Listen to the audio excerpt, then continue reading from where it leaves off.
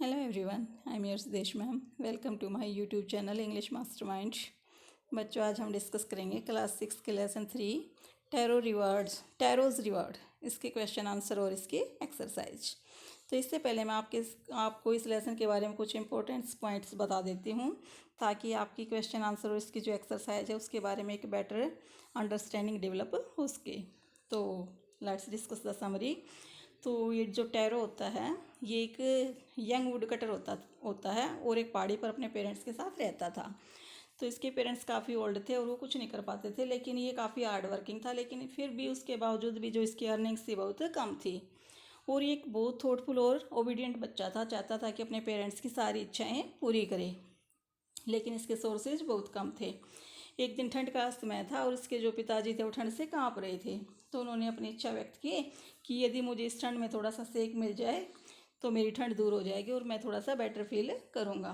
तो टैरो ये सुन के काफ़ी दुखी हुआ, क्योंकि जो ये सेक था जो उसके फादर मांग रहे थे काफ़ी एक्सपेंसिव था और वो अपनी अर्निंग्स में इसको नहीं खरीद पाता था।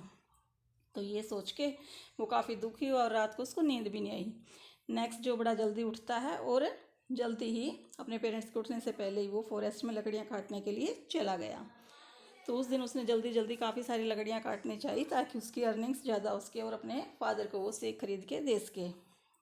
तभी धीरे धीरे सूर्य की गर्मी बढ़ती गई और उसको हार्ड वर्किंग था तो हार्ड वर्क कर रहा था, तो उसको थोड़ी सी गर्मी फील हुई और उसका जो गला था सूख गया। उसको पानी की ज़रूरत फील हुई, लेकिन उसने कभी भी वहाँ पे उस इलाके में कोई नदी या झरना नहीं देखा था।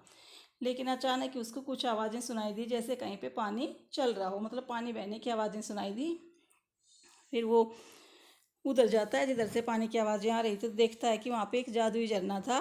और फिर वो उसके पास गया, काफ़ी खुश हुआ। उसने उसका थोड़ा सा पानी लेके अपने होठों पर लगाया, गीला करना चाहा और चख के देख लिया उसको। और जैसे ही उस पानी को चख के देखता है तो उसको ऐसा फील होता है कि जैसे ये सेक है, और वो बड़ा खुश होता है। और उसके पास जो अर्दन पोट था उसने उसको पूरा भर लिया और ला के अपने फादर को पिलाया। तो उसके फादर को बड़ा टेस्टी फील हुआ और वो उस सूप को पी के डांस करने लगा। और फिर है ना, उसके घर पे एक बूढ़ी औरत आती है और उसके फादर ने थोड़ा सा सेक उसको भी पिलाया। वो बूढ़ी भी बड़ी खुश हुई, वो बूढ़ी औरत बड़ी खुश हुई और वो फिर गांव में जाके उस पूरी सूप वाली बात को पूरे गांव में फैला देती है। तो सारे विलेजर्स फिर धीरे धीरे आते हैं और देखते ही देखते जो सूप का मटका था वो खाली हो गया। तो नेक्स्ट डे जो सारे गांव वाले हैं वो भी वहाँ पहुँच जाते हैं, और जो टैरो है वो सोचता है कि मैं सबसे पहले जाऊंगा। तो नेक्स्ट डे और भी जल्दी जाता है ताकि उसकी जो अर्निंग्स हैं वो ज़्यादा हो सकें और उस अपने फादर के लिए वो सेक ला सके दोबारा से। लेकिन वो देख के हैरान हो जाता है कि पूरे गांव वाले वहाँ पे अपने मटके बकेट सभी ले गए, वहाँ पे पहुँच गए हैं ताकि ज़्यादा से ज़्यादा सेक वहाँ से वो ला सकें।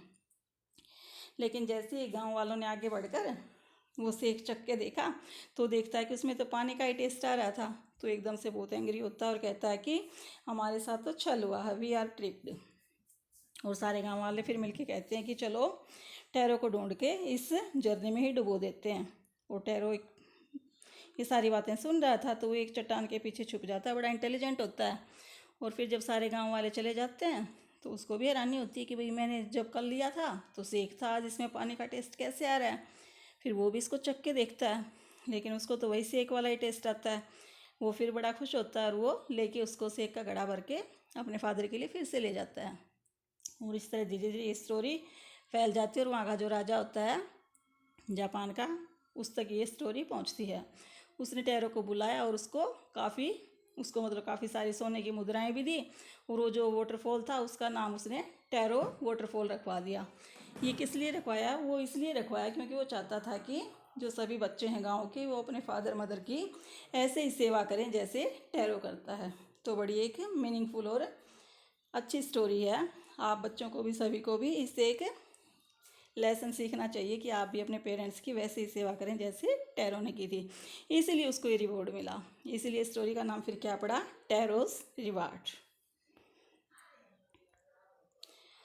Now we will discuss the question answer. Our first question is, why did Taro run in the direction of the stream? Stream होता है बच्चों रिवर। जो टैरो था वो उस डायरेक्शन में क्यों गया जहाँ पे वो नदी थी, झरना था? Answer, tarot ran in the direction of the stream because he was thirsty and wanted to quench his thirst. वो इसलिए गया उस डायरेक्शन में क्योंकि वो प्यासा था और अपनी प्यास बुझाना चाहता था। क्वेश्चन की जगह आप सेटिस्फाई भी लिख सकते हैं बच्चे।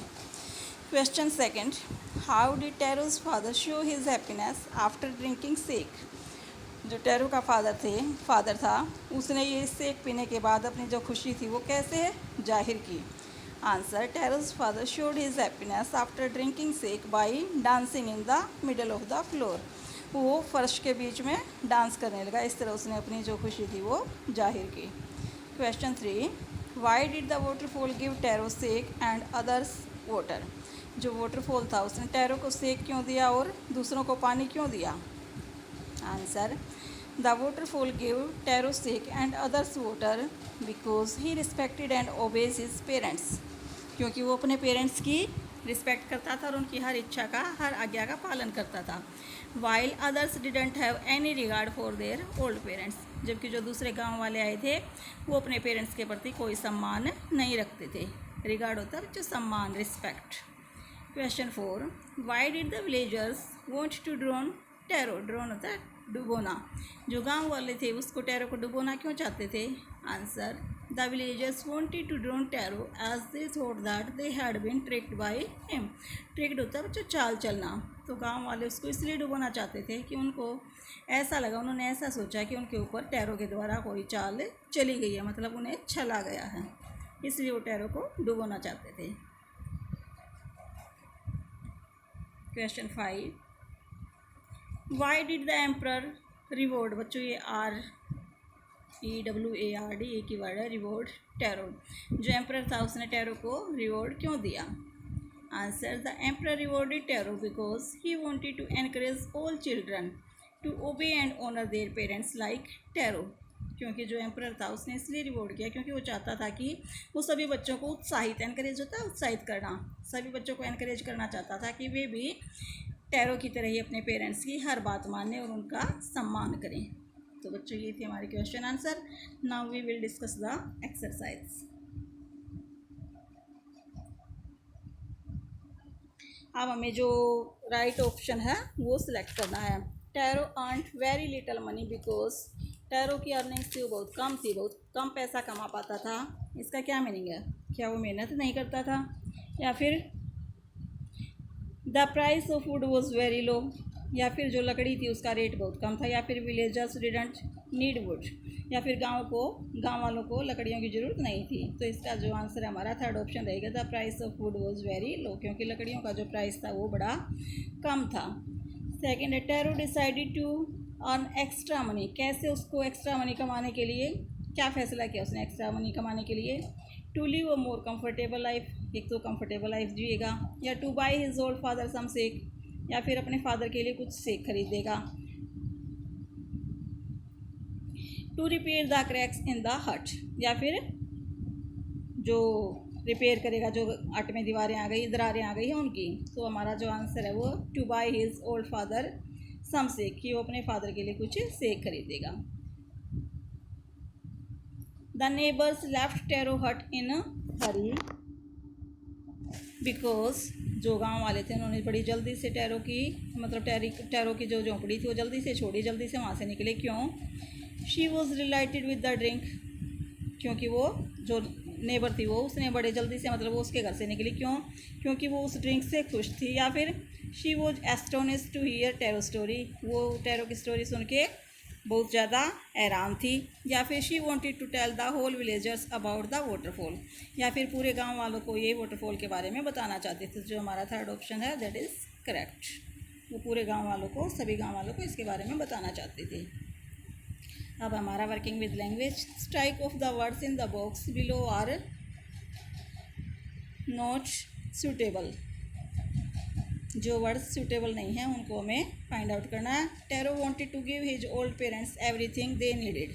तो जो टैरो था वो अपने पेरेंट्स को हर ज़रूरत की चीज़ देना चाहता था। This shows that he was. तो ये जो वर्ड है, ये जो लाइन है, इसमें क्या पता चलता है कि वो कैसा था। तो इसका आंसर रहेगा कि वो हार्ड वर्किंग था, लविंग था, ऑनेस्ट था, कॉन्सिडरेट था, ट्रस्टवर्दी था, कैसा था। तो इससे पता चलता है this shows that he was thoughtful, loving, considerate and kind.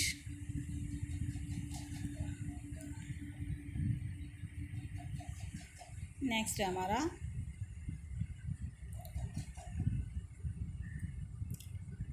This made Taro sadder than ever. This refers to इस ये बात थी जो मतलब उसके फादर ने जब उससे कहा कि मुझे सेक चाहिए, इससे वो ज़्यादा दुखी हो गया। सैड मीन्स दुखी, ये सैडर की जो कंपैरेटिव डिग्री है वो बच्चों।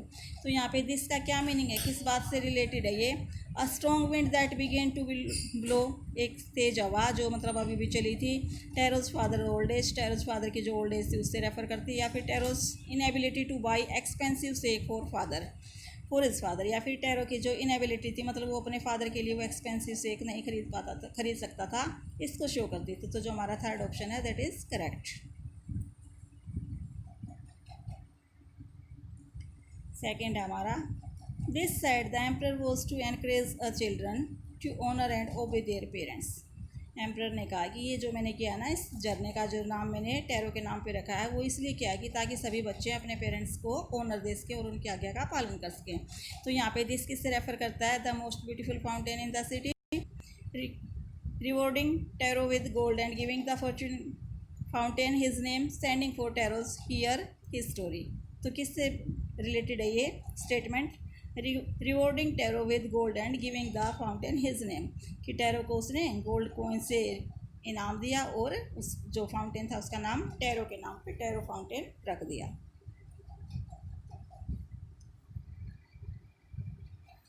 अब जो हमारी नेक्स्ट एक्सरसाइज है उसमें हमें करना arrange the words below the pairs in that rhyme. ये राइम्स को स्कीम के अकॉर्डिंग हमें, जैसे यंग का लंग, मनी सनी, तो ये जो वर्ड्स दे रखे हैं हमें, ये टेबल दे रखे हैं यंग सैड मनी चौप, ये जो पूरी है टेबल, इसको हमें फाइंड आउट करने मतलब मैचिंग करनी, एक तरह से राइमिंग वर्ड की मैचिंग। राइमिंग होता है बच्चों की रिदम मतलब लयबंदी, जैसे यंग के साथ lung, sad bad, money Sunny, चौप स्टॉप, लास्ट फास्ट, मतलब जिसमें लास्ट जो वर्ड है वो वैसी साउंड आ रही है। Wax axe, could wood, sound round, way day. तो ये थे हमारे राइमिंग वर्ड्स।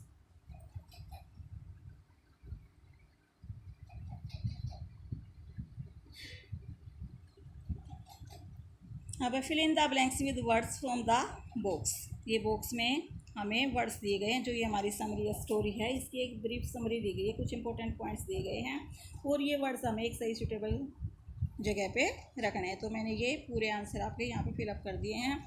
और young would cutter lived on a lonely hill side, एकांत जो हिल साइड थे, एकांत में मतलब वो वहाँ पे एक यंग वुड कटर रहता था। ही वो थॉटफुल सन, वो एक विचारशील बेटा था। Who worked hard but earned little money, जो वर्क हार्ड तो करता था बट पैसे बहुत कम कमा पाता था। One day he so a beautiful waterfall hidden behind a rock, एक दिन उसने एक चट्टान के पीछे छिपा हुआ एक वाटरफॉल देखा। He tested the water and found it delicious, उसने पानी को टेस्ट किया और पाया कि काफ़ी डिलीशियस था। तो ये थी हमारी स्टोरी के जो फिलअप थे, ये आप भर सकते हो। यदि आपने स्टोरी को सुना भी है तो भी आप भर सकते हो easily. Fill this sentences in the story and blanks. This made Taro then ever, ये आपको जो दे रखे हैं सारे जो हैं, तो इसमें आपका आएगा sadder. He decided to work than before harder, उसने डिसाइड किया कि वो पहले से ज़्यादा हार्ड वर्क करेगा। Next morning Taro jumped out of the bed than usual, ये बेड के बाद बच्चों फिलअप है earlier than usual. He began to chop even faster, उसने पहले से ज़्यादा मतलब फास्ट गति से लकड़ियाँ काटनी शुरू कर दी। चॉप होता है काटना। Next morning Taro started for work even earlier than the morning before, मतलब पहले से उस दिन बाकी मॉर्निंग से पहले वो सबसे जल्दी वहाँ पे पहुँच गया। तो ये थे बच्चों हमारे क्वेश्चन आंसर एक्सरसाइज और इसकी समरी। आपको कैसी लगी, यदि अच्छी लगी तो प्लीज़ लाइक करें, शेयर करें और मेरे चैनल को सब्सक्राइब करें। और इसके बाद मैं अब आपकी ये लेसन्स के साथ साथ मैं आपकी ग्रामर्स की वीडियोज़ भी बनाने जा रही हूँ, ताकि आपको ग्रामर्स की भी पूरी एक्सप्लेनेशन दे सकूँ। तो बच्चों, यदि आप चाहते हैं कि आपको ज़्यादा से ज़्यादा वीडियोस देखने को मिले और सारी नोटिफिकेशन आप तक पहुंच जाएं, तो इसके लिए आप मेरे चैनल को सब्सक्राइब करें। Thanks a lot.